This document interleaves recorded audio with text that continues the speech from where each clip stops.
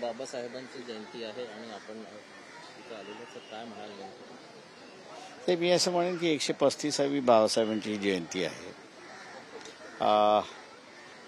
राज्यामध्ये, बाहेरच्या राज्यांमध्ये सुद्धा आणि लोकांमध्ये सुद्धा बाबासाहेबांबद्दलचा असणारा एकंदरीत स्वीकार हा वाढत चाललेला आहे. त्यांच्या विचारांकडे बऱ्याच दृष्टीने त्या ठिकाणी पाहिला जातं आणि मी असं म्हणेन की इथे जेवढे आंबेडकरवादी आहेत, फुले शाहू आंबेडकरवादी जे आहेत, त्यांच्यापुढे असणारं चॅलेंज आहे आता की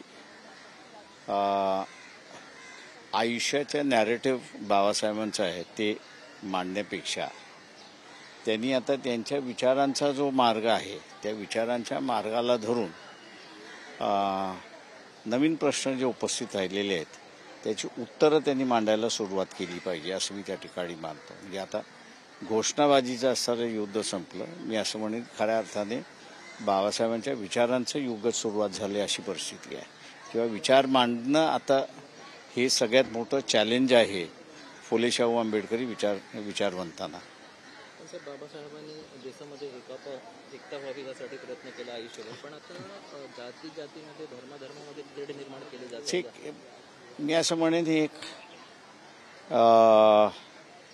नवी पिढी जशी येते तेव्हा नव्या पिढीला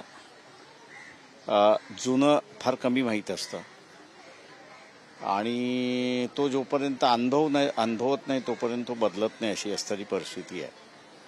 हे बरोबर आहे की इथल्या असणाऱ्या काही राजकीय पक्षाने धर्म आणि जात राजकारणाचा आधार करण्याचा प्रयत्न केला, पण मला असं दिसते की लोक त्याच्यातून उभत चाललेले आहेत आणि नवीन मार्ग स्वीकारण्याच्या याच्यावरती आहेत.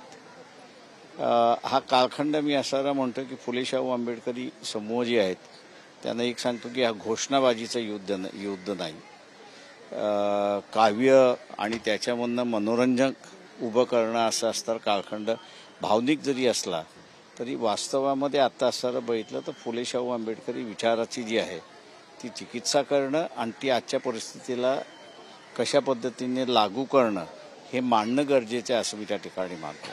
आणि हे चॅलेंज जे आहे ते फुले शाहू आंबेडकरी विचारवंत स्वीकारतील असं मी मानतो.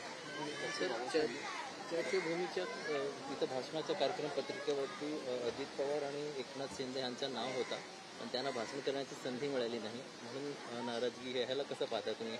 कुठेतरी विसंगत आहे त्या महायुतीमध्ये. डॉक्टर बाबासाहेब आंबेडकर यांच्या विचारावरती देश चालत नाही असं अनेकांचं मत आहे. काही जण त्याला असं डिरेल करण्याचा प्रयत्न चाललेला आहे, धर्म आणि जात हे राजकारण आणून, पण त्याला आता लोक उभत चालली आहेत असं मला एकंदरीत दिसायला लागलेलं आहे. त्याच्यामुळे पुन्हा माणूस हा जो केंद्रबिंदू आहे त्याला आधारभूत धरून असं या इथली व्यवस्था उभी राहील असं मी त्या ठिकाणी मानतोय. थँक्यू. फुलेंच्या संदर्भात संजय राऊतांनी अशी मागणी केलेली आहे की अनेक वादामध्ये पुढाकार घेणारे फडणवीस हे घेत नाही पुढाकार या संदर्भात. मी कोणावर कॉमेंट करत नाही.